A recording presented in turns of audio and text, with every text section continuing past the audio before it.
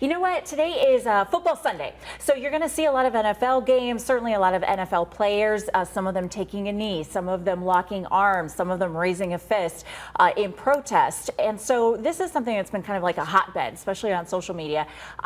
You obviously have your own opinion about how you feel about this, if it's appropriate or not appropriate. There's been a lot of talk with the NFL. So it was said to be that Commissioner Roger Goodell didn't want this happening and was going to change the rules. But on Friday, the NFL and the NFL Players Association, the union there, said they haven't changed any of the rules. So we're going to take a look at the legality here. So this is Amanda Salvione with Radix Law.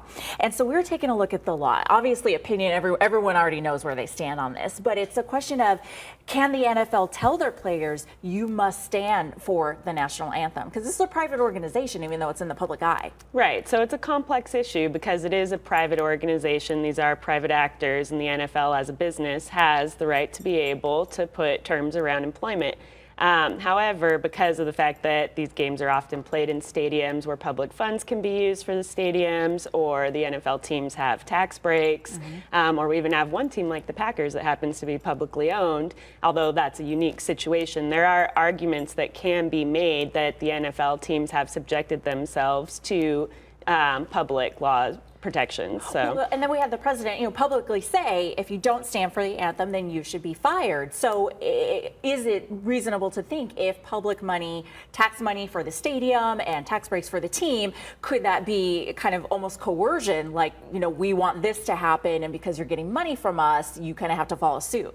Can that be said? I mean, the First Amendment is supposed to protect against the government taking actions to limit freedom of expression, freedom of speech. So there is an argument that could be made if the NFL feels they need to fire players because the president is coming out and telling them to, and that they feel they're going to lose some benefit they have otherwise. Yes, that the government is acting in a way that it shouldn't be to restrict speech, but that would still have to be an argument that would have to be made through the courts, because first and foremost, the NFL is private. So, right.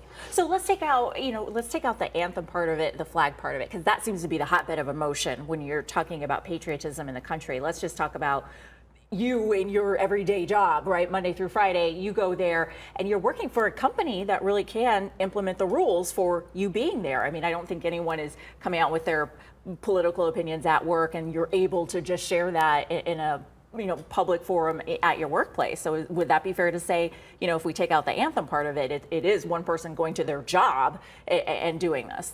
It is, although it is something that's being broadcast a lot of times on national television, which a lot of times, and aside from your job, maybe, there are times where normally you wouldn't have a camera broadcasting you. So in that vein, though, it is in the interest of the employer to protect the work environment, protect other employees, and to offer, some sort of cohesion in the type of services and standards they have.